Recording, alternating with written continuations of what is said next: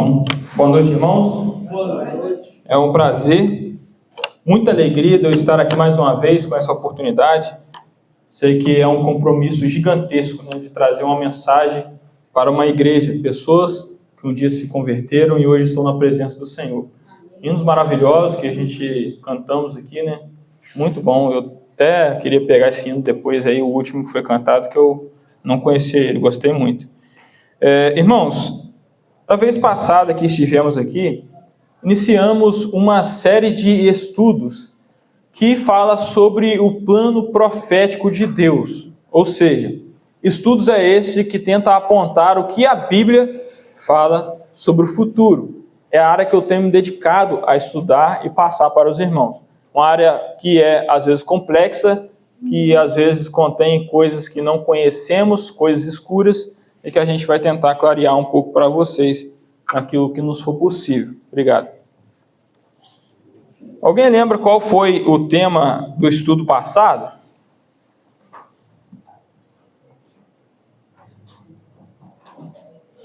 Eu acho que você tinha que voltar um pouquinho, Guilherme. Você tinha que voltar um pouquinho. Você mostrou quando Cristo queria pegar,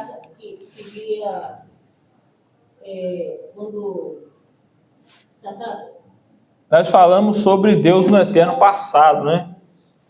O estudo, o tema passado foi Deus na eternidade passada. Nós falamos um pouco sobre a Trindade, que Deus é Pai, Filho e Espírito Santo.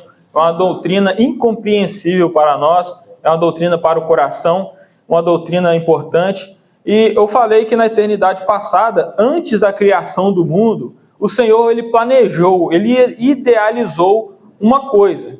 Vocês lembram o que era? Esse daí que você mostrou. Isso. Eu me lembro. Isso aí.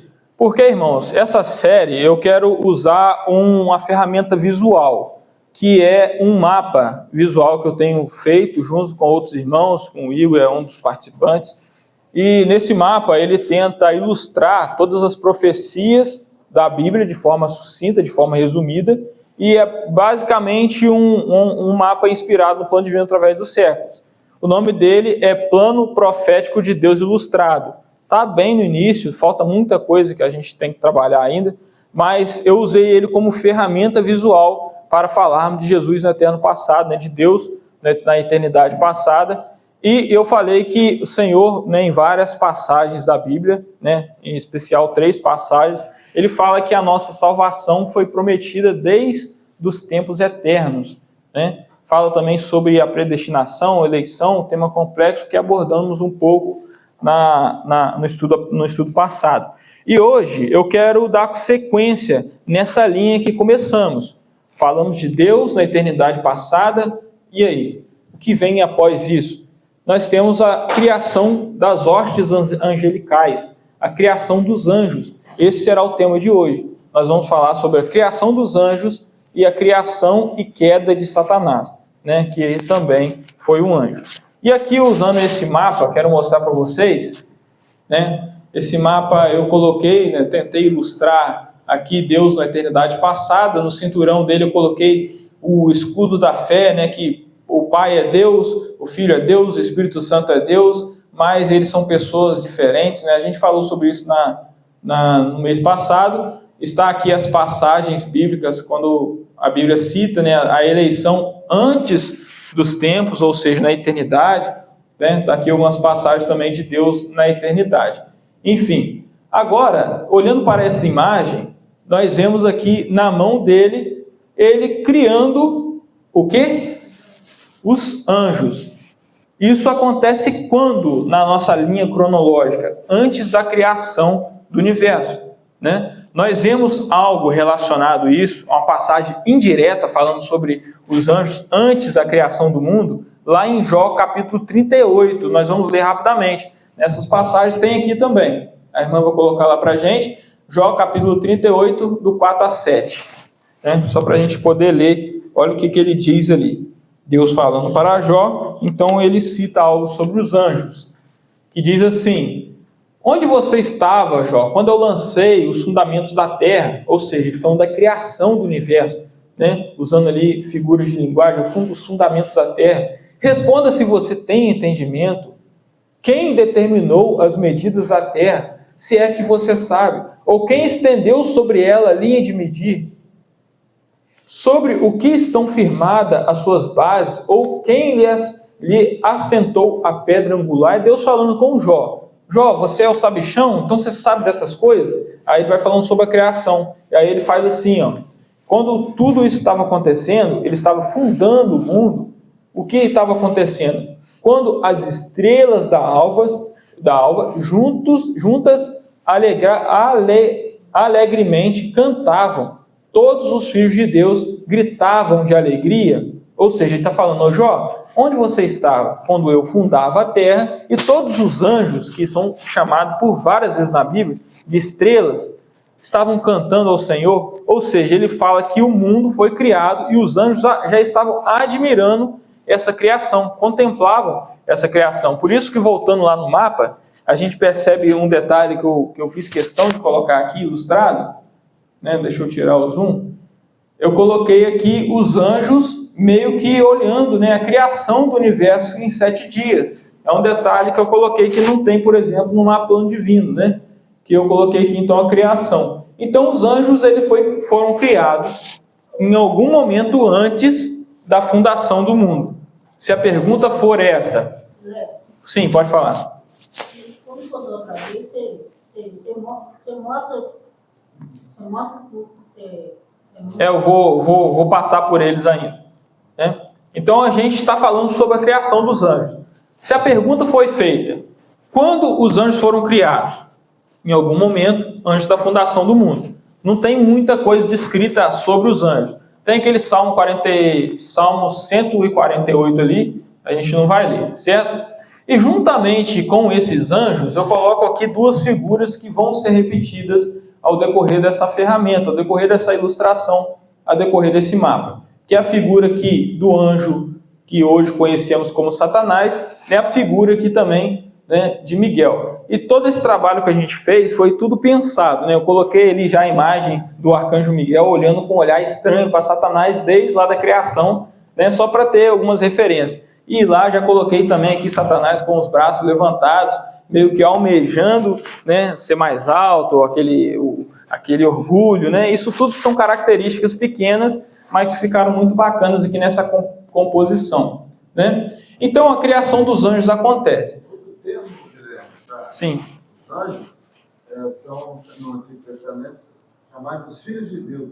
Os filhos de Deus, a gente tem Gênesis 6, que é uma complicação, tem Jó no capítulo 1, né, quando Satanás está perto dos filhos de Deus, e em outras passagens do Antigo Testamento, filhos de Deus, ben Elohim, né, em hebraico, se referem aos seres angelicais, né? Então, junto com Satanás, junto com os anjos, é criado um ser perfeito, divino, um ser que hoje conhecemos por Satanás. E é interessante, irmãos, que se eu perguntasse para vocês, qual que é o nome próprio de Satanás? Alguém teria uma resposta? Lúcifer. Satanás não tem nome próprio citado na Bíblia, né? Eu vou explicar a questão de Lúcifer também, porque a gente conhece Lúcifer. Oi, Guilherme, Lúcifer não seria o nome de Satanás? Por que não é? Né? Então, nós vemos que Satanás tem várias designações para se referir a ele hoje.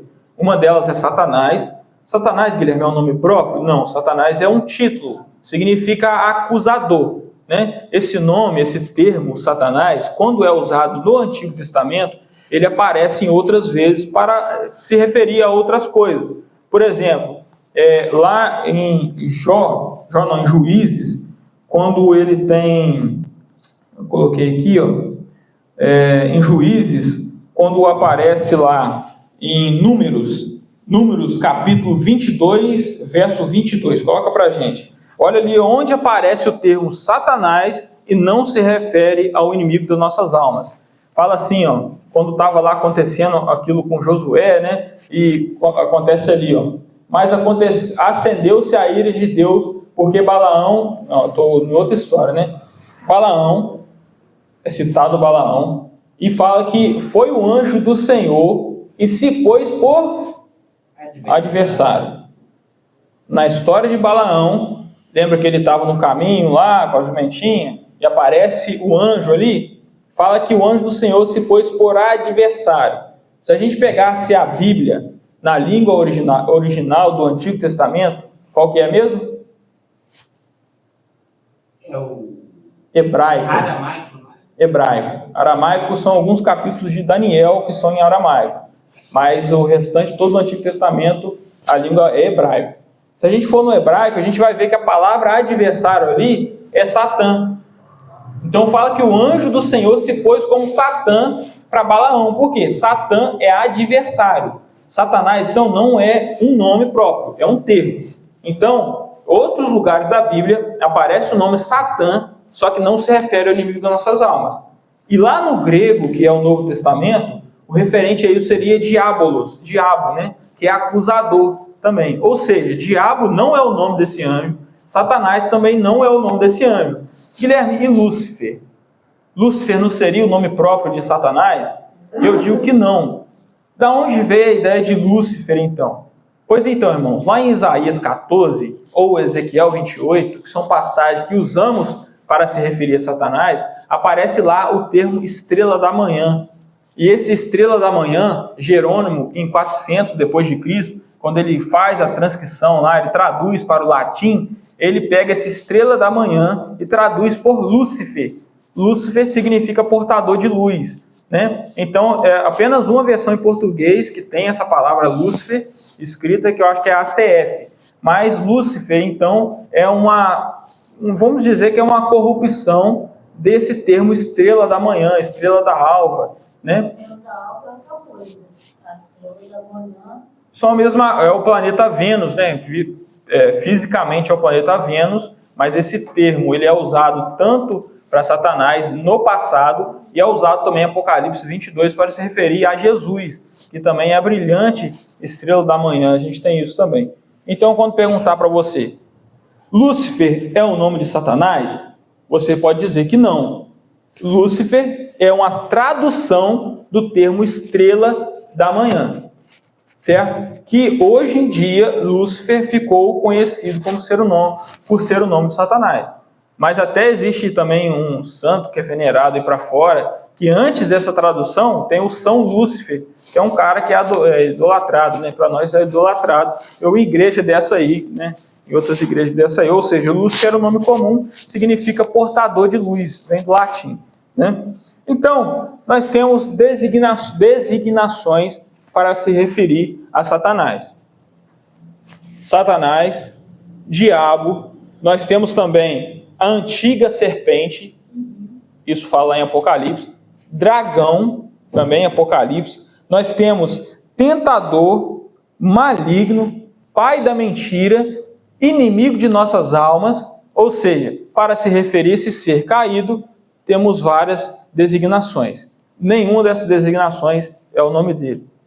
Uma coisa interessante, irmãos, falando ainda sobre a criação dos anjos, é que sabia que na Bíblia a gente encontra apenas 2 nomes próprios para anjos? É só Miguel e qual outro? Gabriel. Só esses 2 nomes. Às vezes até parece que tem mais anjos citados. E Rafael? Não tem Rafael, né? É claro, fora da Bíblia existem vários nomes para anjos, né? Mas na Bíblia só cita Gabriel, que é um anjo mensageiro, fala lá com Maria, fala com Daniel, mas a gente também tem a gente chama de arcanjo, né? O arcanjo Miguel, que Daniel descreve que ele é o que cuida, né, do povo de Israel. Criação dos anjos. Ali estava um anjo criado perfeito que um dia iria cair. E se a gente perguntar, quantos anjos foram criados? Anjos se multiplicam? A resposta é não. Anjos são seres pessoais que, diferente dos seres humanos, não foi dado a capacidade de se multiplicar entre si. Eles já foram criados todos de uma vez só. Aí você pode colocar agora Salmos 148, verso 5, que diz que foi pela palavra do Senhor que todos eles, a mesma quantidade que existe hoje, já veio existir naquela época. Louvem ao Senhor o nome do Senhor, pois Ele deu uma ordem e foi criado os exércitos celestiais. Foi criado, muitas das vezes chamado de estrelas, foram criados os anjos. Anjos se reproduzem entre si? Não. Quantos, Guilherme? Quantos anjos existem então? Será que a Bíblia pode nos dar uma noção de quantos anjos foram criados? Eu digo também que sim.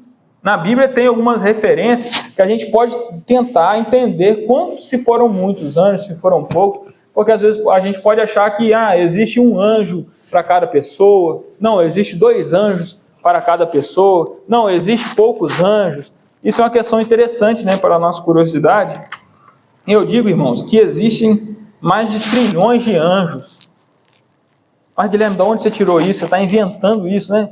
Não, lá em Daniel, capítulo 7, em Apocalipse, ele cita milhões de milhões e milhares de milhares. Na Bíblia, principalmente no Antigo Testamento, não existia o nome trilhões. Então, se ele queria se referir a muitos, eles falavam o quê? Milhões de milhões e milhares de milhares. Se eu perguntar para vocês, quanto é 1 milhão vezes 1 milhão? É exatamente 1 trilhão, né? Então é muita coisa, A Bíblia dá então essa noção que existe uma quantidade gigantesca de anjos que existem. E uma parte desses anjos vão cair. Todos eles criados perfeitos. Alguns vão entender que Satanás ele já foi criado maligno. Eu não entendo dessa forma. Porque em Ezequiel 14 e Isaías 14, Ezequiel 28, vai falar um pouco sobre isso. A gente vai ver isso agora. Pega a seta para mim, joga aqui. Tá aqui. Né? Se a gente ver aqui então, essa setinha que sai aqui desse ser que foi criado ali, um ser criado perfeito, querubim ungido, nós vemos a outra imagem dele aqui, que também coloquei uma referência visual, né? Ele olhando de canto de olho, meio ali irado, meio orgulhoso para Deus. Isso aí são referências pequenas, irmãos, mas que chamam a atenção, principalmente dos jovens, que é o nosso foco com essa ferramenta visual, né? Trabalhar também com os jovens para explicar como se deu o plano da criação de Deus e também como se dará o futuro, né? Embora ainda eu não fiz a parte profética desse mapa. Então nós temos aqui o querubim. Anteriormente nesse mapa eu coloquei o nome Satanás. Só que Satanás não corresponde ao título dele antes da sua queda. Porque ele passou a ser Satanás. Ele não foi criado como Satanás. Ele não era o acusador desde o início, né? E ali eu coloquei o termo que é utilizado para ele, querubim. E lá em Ezequiel vai falar que ele é o querubim da guarda que foi ungido. Estava no monte do Senhor. Ezequiel, ele vai falar sobre o rei de Tiro. E no meio dessa descrição do rei de Tiro, ele vai falar algumas coisas que só podem se encaixar na pessoa, na figura de Satanás. Vamos ler a passagem? Ezequiel, capítulo 28, verso 12 em diante. Ezequiel 28, verso 12 em diante. Olha o que ele vai dizer ali sobre o rei de Tiro. Filho do homem, faça uma lamentação sobre o rei de Tiro. Então, sobre quem está falando essa lamentação, essa profecia? Sobre o rei de Tiro. Só que quando a gente analisa as profecias, nós vemos que muitas das vezes elas têm duplo cumprimento. São chamadas de profecias de dupla referência, né? A gente vê isso, por exemplo, em Antíoco Epifânio IV, que Daniel profetizou sobre ele e ao mesmo tempo profetizou sobre o anticristo. Ou seja, a Bíblia mostra passagens que têm mais de uma referência, tem mais de um cumprimento. Isso a gente vê em outras profecias. Sabendo disso, nós vemos que a passagem aqui está falando sobre quem primariamente? Sobre o rei de Tiro. Mas olha o que ele diz ali. Você era o modelo da perfeição, cheio de sabedoria e perfeito em formosura. Até aí pode ser aplicado a um homem, certo? Você era o modelo da perfeição, cheio de formosura. Olha o que ele fala no próximo verso. Você estava no Éden. Aí já começa a ficar estranho. Ué, esse cara estava no Éden, jardim de Deus, e se cobria de todas as pedras preciosas. Sárdio, topázio, diamante, berilo, ônix, jaspe, safira, carbúnculo e esmeralda. Os seus encartes e ornamentos eram feitos de ouro, preparados no dia em que você foi criado. Já começa a ficar estranho, falando para uma pessoa, essa pessoa estava no Éden, tinha vestes majestosas, com pedras, essa pessoa foi criada, é uma linguagem estranha se referindo a uma pessoa. Você era um querubim da guarda, que foi ungido, eu o estabeleci, você permanecia no Monte Santo de Deus e andava no meio das pedras brilhantes, ou afogueadas. Será que essas palavras podem ser referidas a um ser humano? Fica estranho, né? Mas quando a gente aplica isso ao ser que hoje conhecemos como Satanás, começa a fazer sentido. Nós entendemos então que Satanás não foi criado maligno. Ele foi criado perfeito. Modelo da perfeição, né? Você era perfeito nos seus caminhos. Olha só. Até quando? Desde o dia que foi criado, até que se achou iniquidade em você. Satanás criado perfeito, e um dia ele sai desse estado de perfeição. Por quê? Foi achado iniquidade nele. E nós vemos também, Guilherme, qual que foi o sonho? A gente pode ir lá para Isaías 14, versículo 12. Guilherme, então o que Satanás fez? Que iniquidade é essa que fez ele cair do seu posto de perfeição? É dito que ele era o querubim, e nós vemos na Bíblia, principalmente Ezequiel, que querubim tinha uma função de proteger a santidade de Deus. Em várias partes também, em Êxodo, é dito que o Senhor está entronizado no meio dos querubins. Quem que foi colocado para proteger o jardim do Éden? Querubins.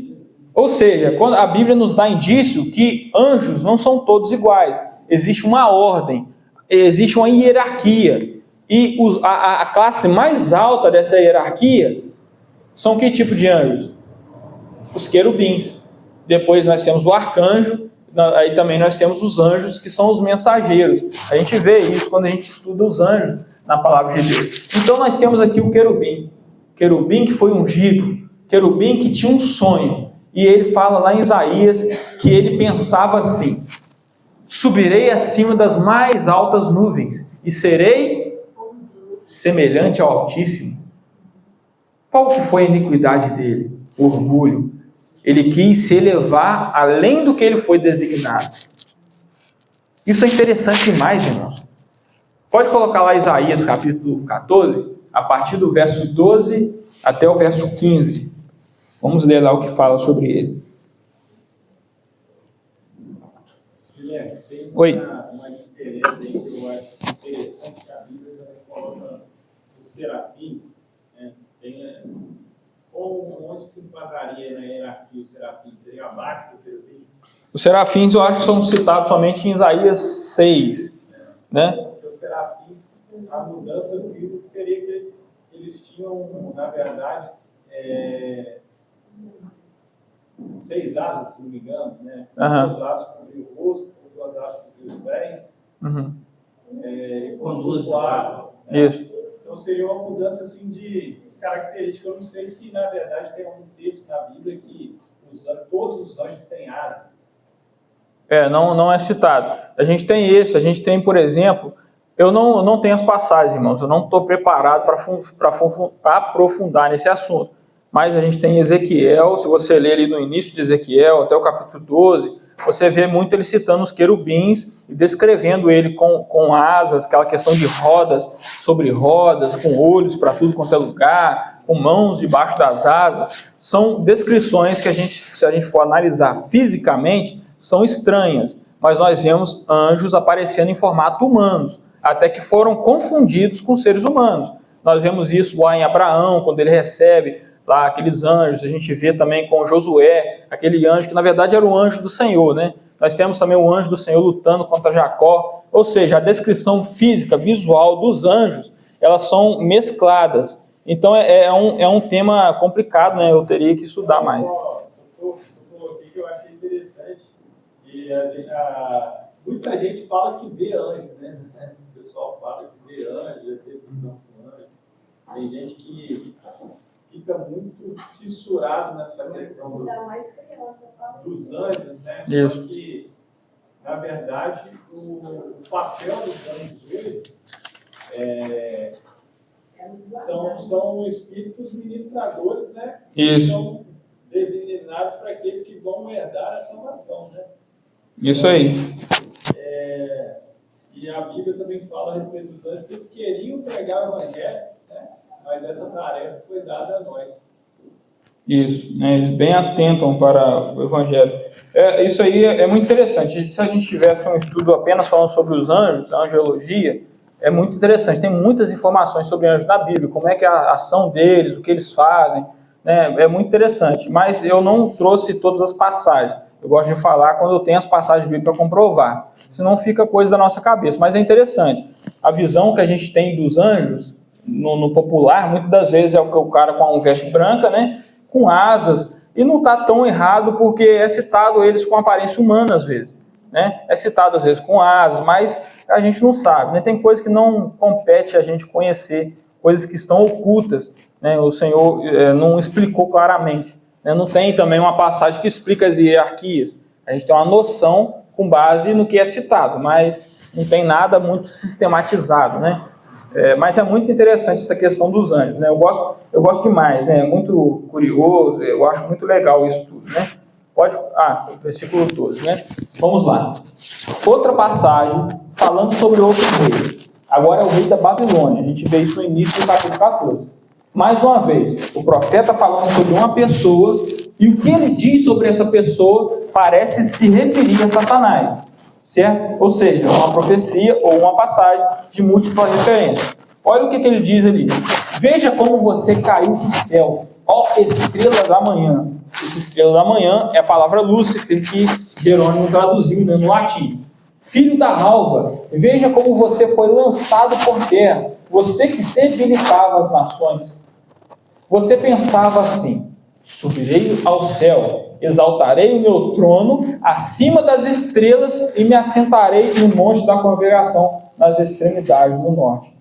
Quando ele fala que vai subir acima das estrelas, essas estrelas se referem aos outros anjos. Ou seja, um anjo foi colocado na posição de querubim, que parece ser a classe mais alta dos anjos. Ele queria se exaltar ainda mais do que lhe foi permitido. Vou subir acima das nuvens, acima das estrelas, e vou colocar meu trono, né? Subirei acima das mais altas nuvens, e serei semelhante ao Altíssimo. Mas você descerá ao mundo dos mortos. No original ali é Sheol, no mais profundo do abismo. Então nós temos aqui mais uma passagem se referindo a Satanás. Se eu perguntar para vocês, quais são as duas passagens no Antigo Testamento que fala de Satanás antes da queda, vocês podem falar com toda certeza. Isaías 14 e Ezequiel 28. Certo? É muito importante essas passagens. Claro, outros irmãos vão desconsiderá-las, vão falar, não, essas passagens não falam sobre Satanás, né, e vão usar, assim, outras passagens. Mas, pelo que a gente leu aqui, dá a entender, né, que sim, se referem também ali a Satã. Então, eu coloquei ilustrado aquilo que é relatado ali, né, até coloquei aqui na faixa desse anjo figurante, né, glória a Satã, era o sonho dele, né, ficou bem arquitetado aqui. O sonho dele, então, era ser semelhante ao Altíssimo. Satanás sempre teve esse sonho. Será que um dia ele vai realizar ou fazer algo semelhante a isso? Se colocar no lugar de Deus? A resposta é que sim. Quando a gente olha lá para Apocalipse, no corpo, na pessoa de Anticristo, ele se assenta como se fosse Deus. Ele consegue essa façanha, né? Isso é descrito, a gente não vai trabalhar profundo nisso, mas quando a gente olha no livro de Apocalipse, Tessalonicenses, a gente vê que essa intenção dele desde o início. E na pessoa do anticristo, que é uma pessoa normal, quando ele possui o anticristo na metade da grande tribulação, ele é lançado por terra, Apocalipse capítulo 12 diz isso, ele vai então se assentar e vai se fazer semelhante ao Altíssimo, ele vai profanar o templo. E aí vai acontecer tudo que é descrito lá, né? Qual que é o sonho de Satanás? Ser semelhante a Deus, né? Ser semelhante ao Altíssimo. Então, depois que foi achado a iniquidade nele, e a gente sabe que o pecado de Satanás, ele é o orgulho. tem outra passagem que fala sobre isso. É lá em 1 Timóteo, capítulo 3, verso 6. Olha o que diz lá. E ali fala claramente que o pecado dele foi o orgulho.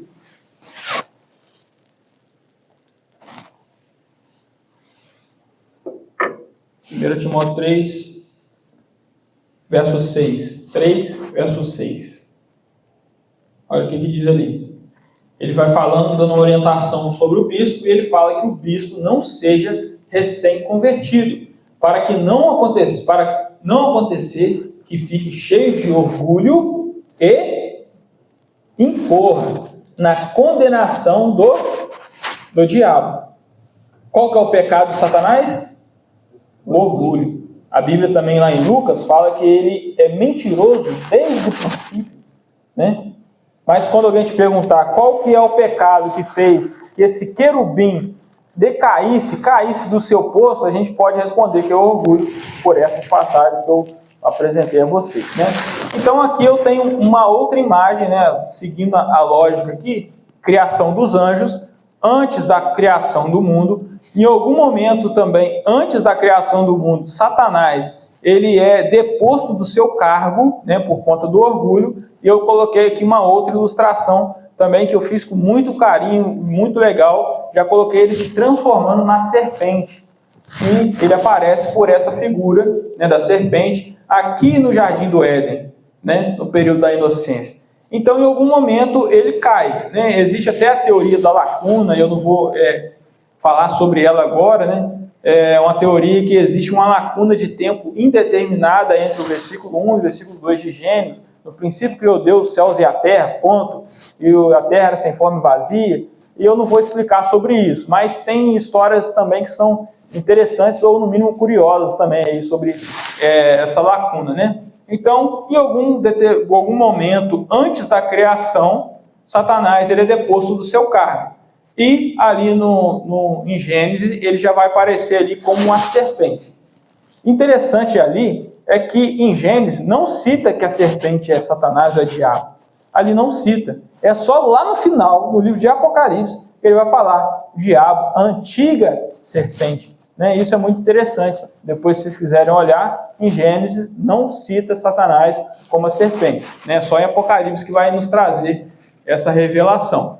Né? Então aqui eu coloquei também escrito algumas designações sobre ele e coloquei a referência bíblica da onde é citado. Né? Nós temos que ele é o acusador é diabo aqui no grego, né? Caluniador, a gente vê nessa passagem, adversário, opositor, Satanás, príncipe deste mundo. Sabia que Satanás é o príncipe deste mundo? Isso, né? Efésios capítulo 2. Rapaz, isso é interessante, porque muitas pessoas acham que o Deus desse século... né? Pessoas acham que o Deus desse século é Deus. Não, Deus é o Deus desse mundo. Na verdade, é Satanás. Nós vemos isso naquelas passagens que estão citadas aqui, né? Em João 12, João 14, o príncipe da potestade do ar, a gente vê em Efésios, o Deus desse século, a gente vê em 2 Coríntios, né, que a Evelyn citou. Mas a gente vê também lá na tentação de Jesus, quando Satanás oferece para ele o quê? Nos reinos. Se você prostrar e me adorar, vou te dar isso tudo aí. Porque aquilo foi dado a ele. Quando Adão e Eva pecam lá no Jardim do Éden, é como se Adão e Eva passassem o bastão da liderança para Satanás. Agora esse mundo está na mão de quem? Satanás. O mundo jaz no maligno, o mundo está morto no maligno. E por isso que você fica apavorada quando lê o jornal e vê tantas atrocidades acontecendo. É o pecado aflorado no coração humano com o estímulo dos seres malignos. É uma coisa que a gente às vezes não para pensar. Quando a gente fala de luta espiritual, batalha espiritual, ou tem pessoas que veem demônio em tudo, não, é o demônio da caixa d'água, o demônio da panela, o demônio do sapato, o demônio do cordão, e tem pessoas que acreditam que isso não existe. Enquanto a Bíblia fala lá em Efésios capítulo 6, que nós temos a armadura de Deus. para a gente não cair nas ciladas. Satanás, ele tem ciladas para nós, até mesmo nós crentes. Ó, Guilherme, tá bom, eu me converti um dia, eu recebi o Espírito Santo, eu estou selado, já me foi prometido em João que eu não mais vou perecer, que eu vou herdar a vida eterna. Por que então Satanás ele fica nos atrapalhando, se ele não pode mais tirar essa vida eterna que Deus nos prometeu? Porque Satanás, irmãos, ele quer invalidar você, invalidar o seu testemunho. As coisas acontecem à sua volta, e quando você cai, você peca, muitas das vezes, talvez, por influência maligna, nem tudo é Satanás que faz, né? Tem gente que acha, não, eu pequei e foi de Satanás. Não, expulso o demônio foi algum demônio, né? Não, nosso coração ele produz pecado, a nossa natureza carnal, né? A gente vê que até quando Satanás for preso, tirado completamente a ação dele no mundo, durante o milênio, nós vamos ver que as pessoas ainda vão pecar. Por quê? O pecado procede do coração também, né? Mas nós vemos que Satanás ele quer isso, ele quer fazer você, o Quintão é um crente muito fiel, né? Eu doido pro Quintão cair no adultério. Com quem o Quintão vai conseguir pregar o evangelho? Quem que vai escutar agora o Quintão? Escândalo. Mateus matou uma pessoa. Para quem, Mateus? Você vai conseguir agora ter a capacidade de pregar o evangelho? Ele anulou o seu testemunho. E Satanás ele quer fazer isso em nossas vidas, irmão. Satanás ele tem a função também de tirar a mensagem do evangelho para um novo crente. Aquela pessoa que ainda não é convertida, na parábola do semeador, quando a semente é lançada na terra, o que acontece quando a semente foi lançada na beira do caminho? Vem a ave, que é de por Jesus que é Satanás, e arrebata essa mensagem. Ou seja, Satanás ele atrapalha os crentes, Satanás ele tenta impedir o avanço do evangelho. Satanás, o Deus desse século, está lá em 2 Coríntios, pode falar. Quando ele foi citar o Senhor Jesus, uma das citações ele falou que tudo isso me foi dado, né? Isso. Tudo isso me foi dado. E eu dou a quem quero, não é isso? Isso. Então, a pergunta que eu faço, eu tenho um pouco de dúvida. Eu aprendi, né, desde a época lá da Moab, que quando o Senhor Deus trouxe o dilúvio, depois que veio o dilúvio, que o Senhor Deus ia começar uma nova geração. E o que aconteceu? E esse poder foi dado ao homem.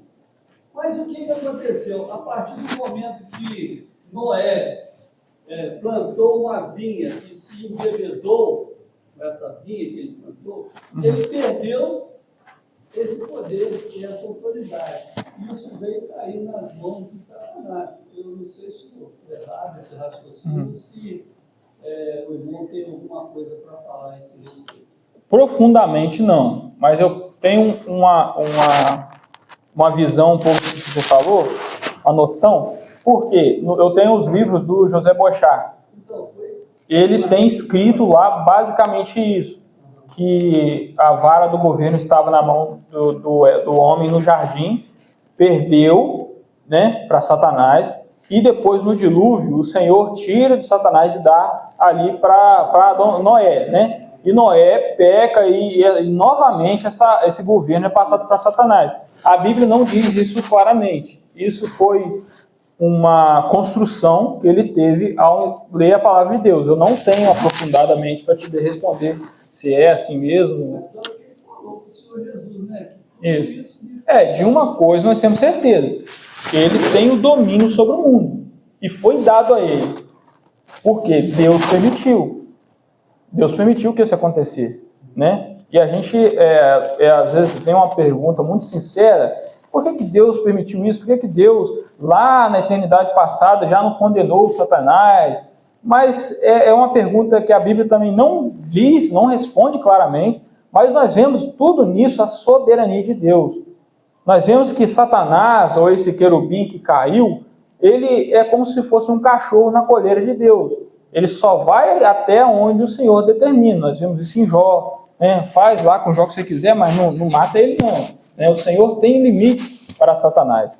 né? E isso é muito curioso, né? Mas, como você disse aí, eu não tenho como te responder, falar que é dessa forma ou que não é. Eu não tenho essa resposta agora, certo? Eu penso que não saiu da mão de... vamos dizer, mesmo que Deus tenha destruído o mundo, né? A autoridade que foi passada de Adão para Satanás, ele não perdeu, mesmo Deus destruindo o mundo, porque a semente do pecado continuava ainda dentro do homem. Vamos dizer assim, mesmo Deus destruindo, Deus tinha planos futuros, né? Mas a condenação do pecado tudo ainda estava presente. E Satanás ainda tinha o cetro da autoridade ainda, porque até, vamos dizer assim, mesmo que sobrou uma família, mas era representante ali da humanidade. Mas quem representou primeiramente ele foi Adão. Adão era o regente, né? Isso foi passado a Satanás e não perdeu. Acho que em relação a Noé, eu não vejo assim problema nenhum, entendeu? Uhum. A questão da embriaguez dele lá. O problema ali foi a maldição que ele lançou sobre o filho. Entendi. Ele trouxe um problema sério para o filho, né? Depois Deus trouxe juízo, 400 anos depois, sobre os cananeus. Mas Satanás ele continuava ainda. Eu vou ser sincero, eu não tenho capacidade no momento para opinar a respeito disso. É um pensamento aí que, né? Mas a culpa mesmo foi Adão. O que nós temos de concreto é que hoje Satanás é o Deus desse século. Guilherme, isso significa que o Deus perdeu o controle do rumo da humanidade?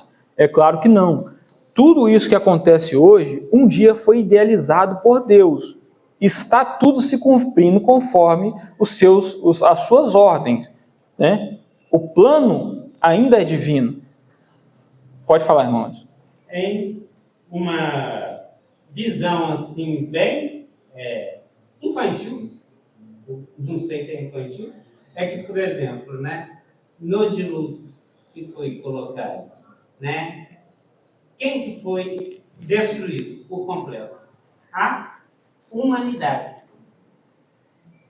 E Satanás também é colocado como sendo o quê?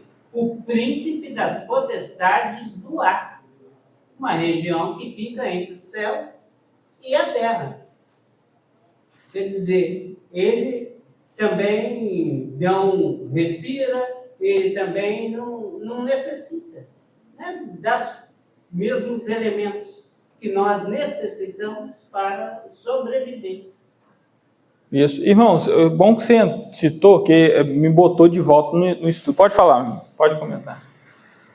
Eu no 21, Aham. nessa terra do mundo fez estavas no Éden, jardim de Deus. Sim. Aí fala, todas as pedras e tudo era com ele, as pedras mais lindas, tudo, ele estava no meio delas, né? E aqui 14 fala, tu eras querubim ungido para proteger, e te estabeleci no monte santo de Deus, que estava no meio das pedras folheadas. E logo que mais para baixo aqui fala que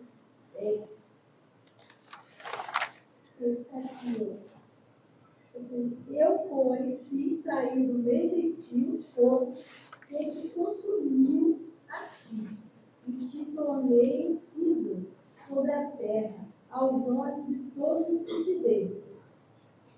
E todos os que te conhecem e te postos, todos espantados de ti. Em grande espanto te tornaste, e nunca mais serás para sempre.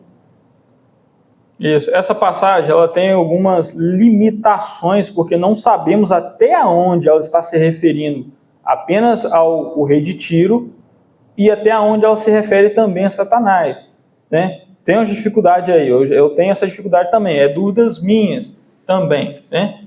E realmente aí vai falar algumas coisas que já começam a se encaixar mais para um ser humano e não para Satanás. Eu fico me perguntando, será que isso está descrevendo quando Satanás foi lançado lá, passar pelo abismo e entrar lá no abismo durante o milênio? Aí são dúvidas minhas também, né? Mas tem alguma dúvida específica nessa passagem? Só isso aqui tá, que a gente no modo de de as pessoas expressarem, tem como que ele foi criado para ser luz e fé para Deus, né? É luz e Deus, né? E fé para que tenha fé, né? A fé é algo que nos liga a Deus, né? E aí, depois ele rejeitou, né? Através do orgulho, como o irmão falou, ele rejeitou, e é hoje que ele perdeu. E aqui eu achei bacana lembrar, porque ele fala que ele tornou-se em cinza. Então, nós com a força do Senhor na nossa vida, Jesus Cristo, nosso Salvador, com a nossa consciência, nossa fé, nós não precisamos temer. E aqui eu falava até comigo, ele transformou-se assim.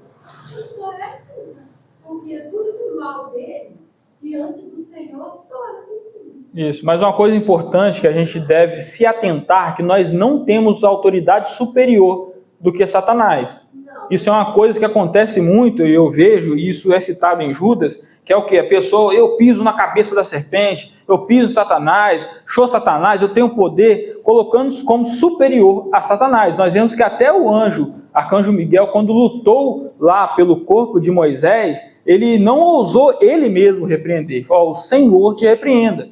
Ou seja, tem que ter um cuidado nesse sentido, de que não é nós que temos Satanás em nossa coleira, é Deus. E a gente não tem esse poder. O temor de Satanás, ele deve vir quando a gente se afasta do caminho do Senhor. Porque o que diz Tiago, capítulo 4, diz assim, portanto, sujeitem-se a Deus, né? Mas resistam ao diabo, e ele fugirá de vós.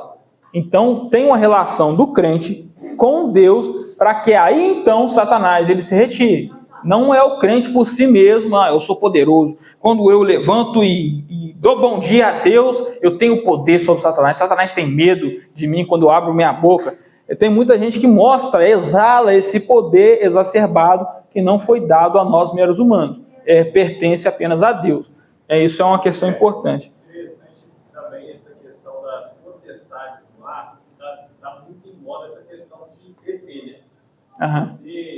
Disco voador, e a maioria dos pastores assim, que eu tenho visto falar a respeito disso, maioria acredita que seja, na verdade, demônios, né?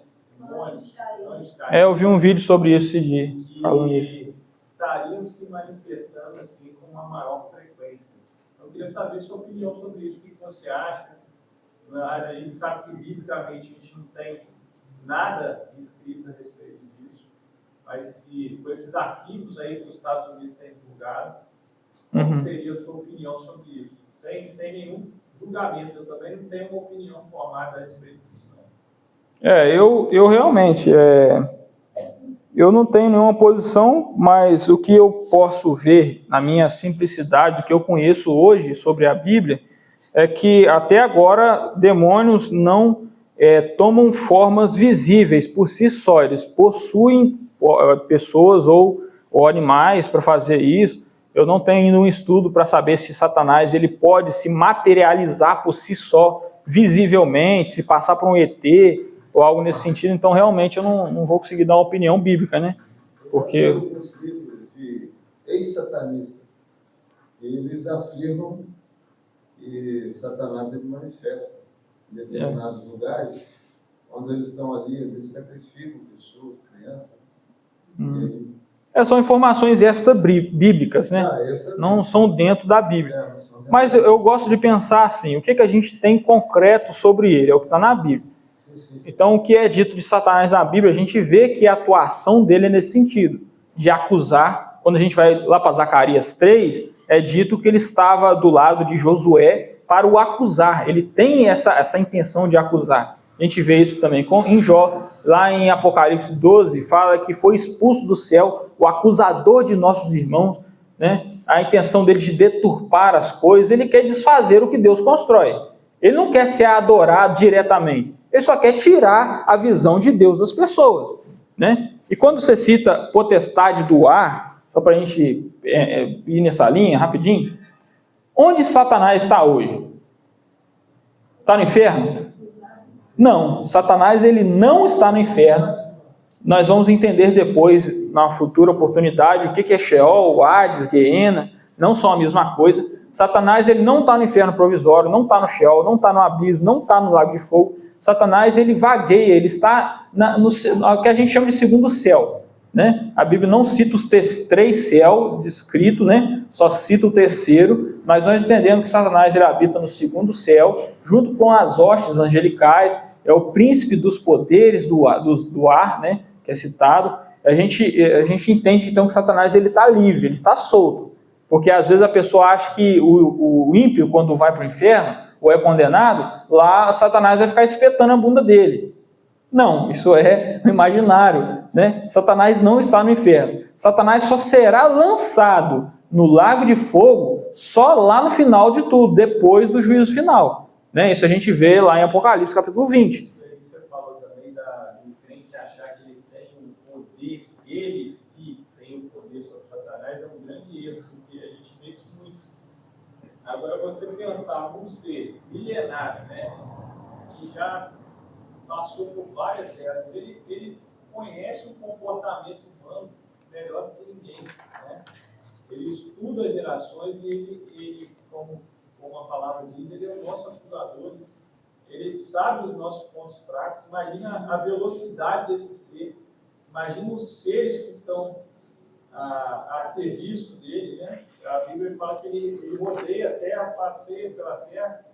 Então, ele não é um ser onisciente, onipotente, onipresente, não está em todos os lugares, né? Ele sabe disso, mas é um ser muito poderoso, é um ser que a gente realmente tem que estar firmado em Deus e bem seguro em Deus, porque para que a gente não caia nesse erro também. Mas o poder dele é limitado por Deus também. Isso. Ele faz aquilo que Até onde Deus permite, né? Ele é o cachorro na colheira de Deus, né? Ele está... A Bíblia não cita isso.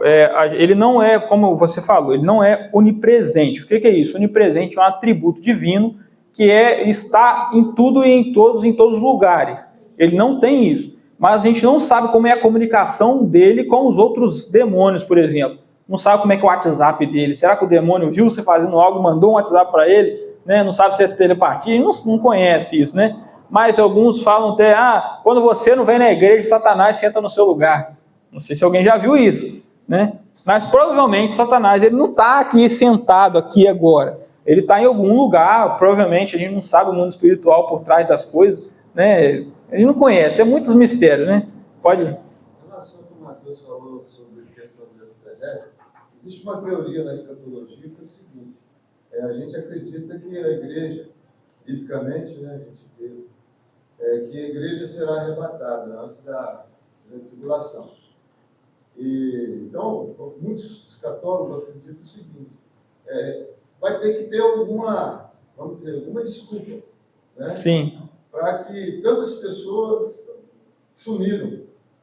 E talvez seria uma das teorias, né, levantada, que aquele povo ignorante que atrapalhava o desenvolvimento, o crescimento do mundo, né, que atrapalhava os cristãos, né, esses sumiram. Ou uma grande parte, né, sumiram. Uhum. E aí existe a teoria aí, entendeu? Nessa questão. Eu já ouvi também. Já ouvi. Isso, eu conheço alguns pregadores que dizem isso, mas é especulações, né? Não é coisa concretizada. Não. Mas isso aí, a igreja, ela vai sim. Depois, aí vem a grande tribulação, né? Isso aí. Aqui, irmão, só para a gente recapitular, então, a gente ir para o final. Tem mais algum comentário? Para a gente ir... Guilherme, pode... aí, por favor. Não, até que hora? Até meia-noite? Meia-noite não fica aí. Mas nem todos vão gostar disso, né? Aqui, irmãos, para a gente recapitular rapidamente, então. Criação dos anjos foi quando aconteceu a criação dos anjos? Antes da criação do mundo. Não sabemos quando, né? Dentre os anjos tem o querubim. Querubim que foi ungido. Esse querubim, ele foi criado perfeito, certo? Certo. A gente vê aqui. Qual foi o pecado desse querubim? Orgulho. Orgulho. A gente vê isso em Timóteo. A mentira, ele é mentiroso desde o princípio também, né? E hoje, quais que são algumas designações para se referir a esse querubim caído? Quais são os nomes, os títulos dele? Diabo, Satanás, inimigo das nossas almas, né? O acusador de nossos irmãos, o tentador, príncipe da potestade do ar, Deus desse século, né? Dos incrédulos, né? Muitas coisas referidas a ele. Certo. Os anjos, foi dado a capacidade de reproduzir? Não. Se a gente pensar o porquê, o ser humano, quando foi criado, sabia que o ser humano é o ser mais completo das criações de Deus? Porque o ser humano, quando é dito lá que ele foi criado à imagem e à semelhança de Deus, isso a gente não sabe em que exatamente está se referindo, mas pode ser pela estrutura, assim como Deus é 3 em 1, o ser humano também é 3 em 1, correto? O ser humano é composto de espírito, alma e corpo, 3 partes. O espírito é aquilo que se comunica a Deus, a alma é o sentimento e o corpo é a parte tangível, a parte que a gente toca. Os anjos foi composto apenas de 2 partes dessa. Os anjos têm corpo físico? Não. E Hebreus fala que eles são espíritos ministradores, eles são espíritos. Então, anjo não foi criado com corpo, foi criado apenas com espírito e com alma. Os animais são compostos dessas 3 partes? Não. Animal só tem o corpo e a alma, porque animal tem sentimento, mas animal não tem a capacidade de se ligar a Deus diretamente, né?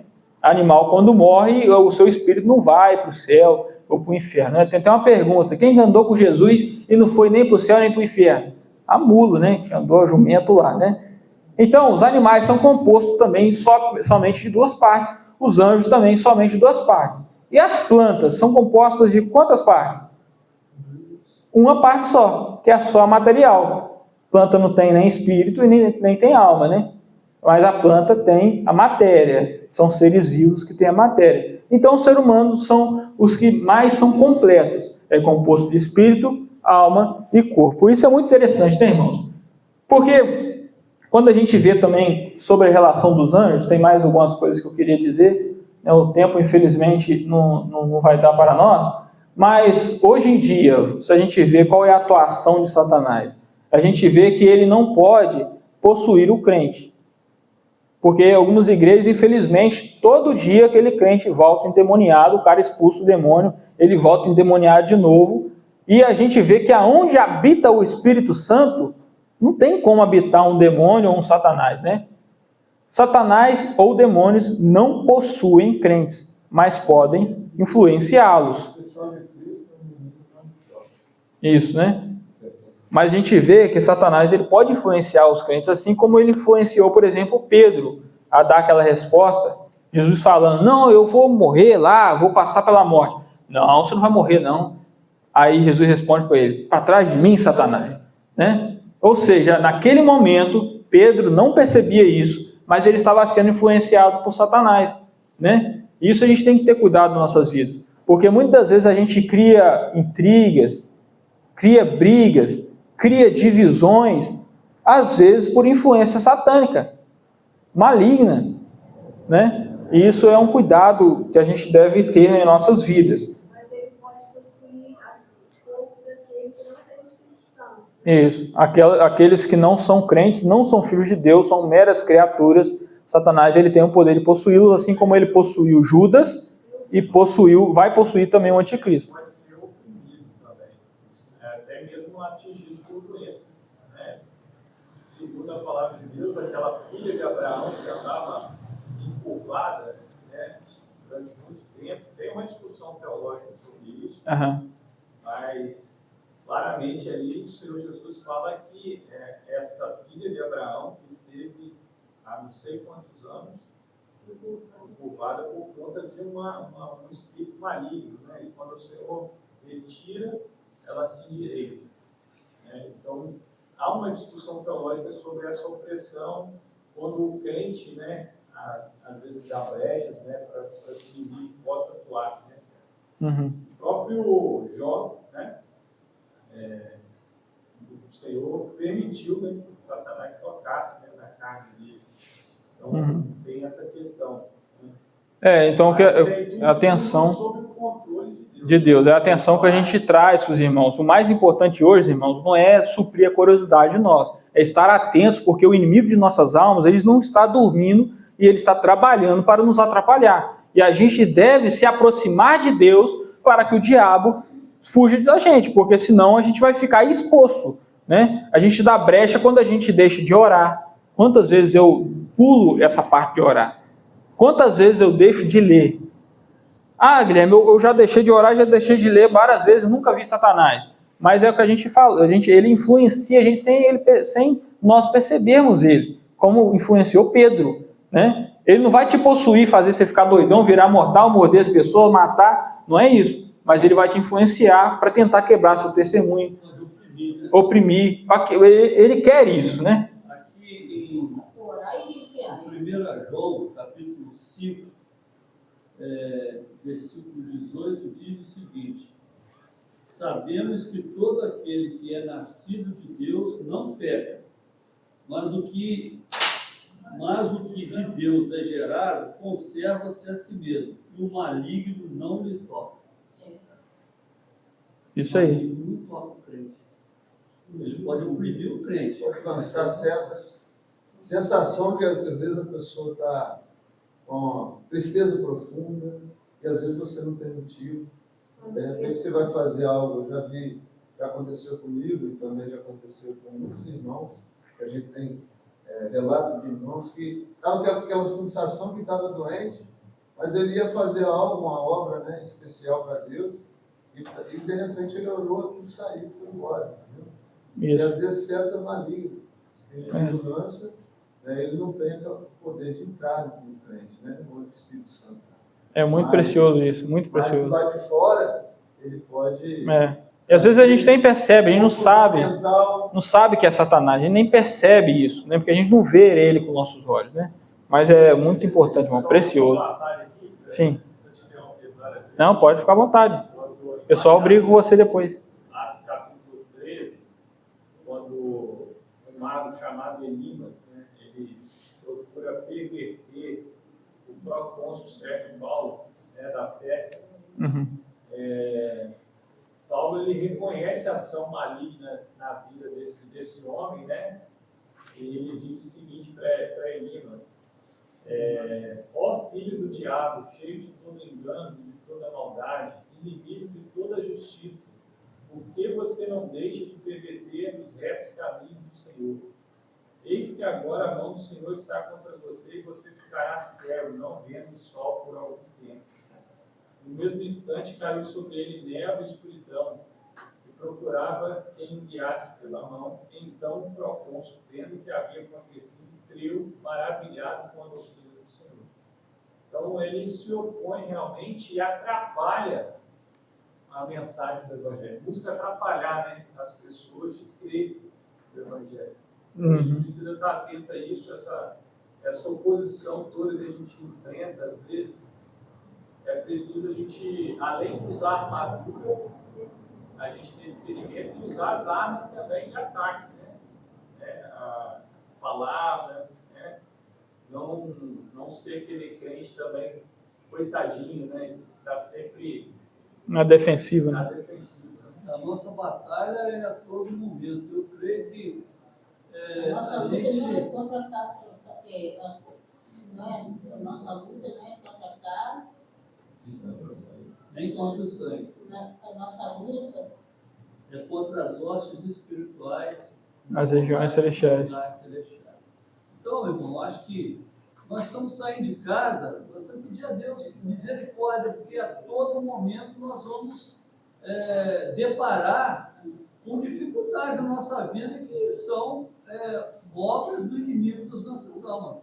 Então, a gente tem que ter uma coisa que eu penso muito, pedir a Deus discernimento espiritual, para que a gente possa compreender quando uma coisa é do inimigo das nossas almas, alguma coisa que esteja sendo usada por ele para nos prejudicar. Então, quando Deus nos dá esse discernimento, isso é muito importante. Isso aí, é precioso, irmão. É a parte aplicável da mensagem, né? A gente entendeu o que a Bíblia diz sobre a criação de Satanás e com o auxílio dos irmãos entendemos também como se contrapor, se defender das suas ações atualmente. Ter discernimento para não dar uma palavra a Satanás. Dentro da igreja, lá em Boston, tinha um jovem que ele era recém-convertido. O pai era envolvido no cultismo. Entendeu? E a gente, assim, às vezes, ia para a igreja para poder brincar, ping-pong, né? Ter alguma atividade com os jovens, né? E a gente, às vezes, não entendia.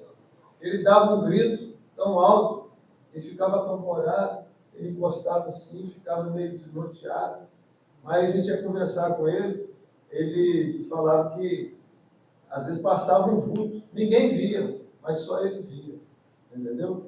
Aí ele perseverou ali, entendeu? Hoje ele é uma bênção na igreja, mas a gente vê que o inimigo tentou assustar ele para ele desistir, ele não continuar. Então ele tem levado muitos jovens, né, que eu não nego. Atos 5:3 fala, então Pedro disse, Ananias, por que você permitiu que Satanás enchesse o seu coração? A influência de Satanás sobre a pessoa. Em 2 Coríntios 4:4, nos quais o Deus desse mundo cegou o entendimento dos descrentes, para que não lhes resplandeça a luz do evangelho da glória de Cristo, o qual é a imagem de Deus. Então, a gente vê a atuação de Satanás nos dias de hoje. E para finalizar, irmãos, a conclusão eu escrevi assim: concluímos, pois, que Satanás é um anjo rebelde que procura de todas as formas destruir e afastar as pessoas de Deus. Contudo, ele continua debaixo da soberana e divina mão de Deus e só pode agir até onde Deus permite. Ainda assim, a Bíblia nos alerta que ele anda em nosso derredor buscando a quem possa tragar. Está lá em Pedro capítulo 5, de 8 a 9. Né? Mas temos uma armadura que nos protege de suas armadilhas e ciladas. Efésios capítulo 6. Né? E a gente vê, então, deixa o último versículo para os irmãos, que é Tiago 4:7, que diz, portanto, sujeitem-se a Deus, mas resista ao diabo, e ele fugirá de vocês. Amém, irmãos? Amém. Obrigado pela oportunidade. Tem que vigiar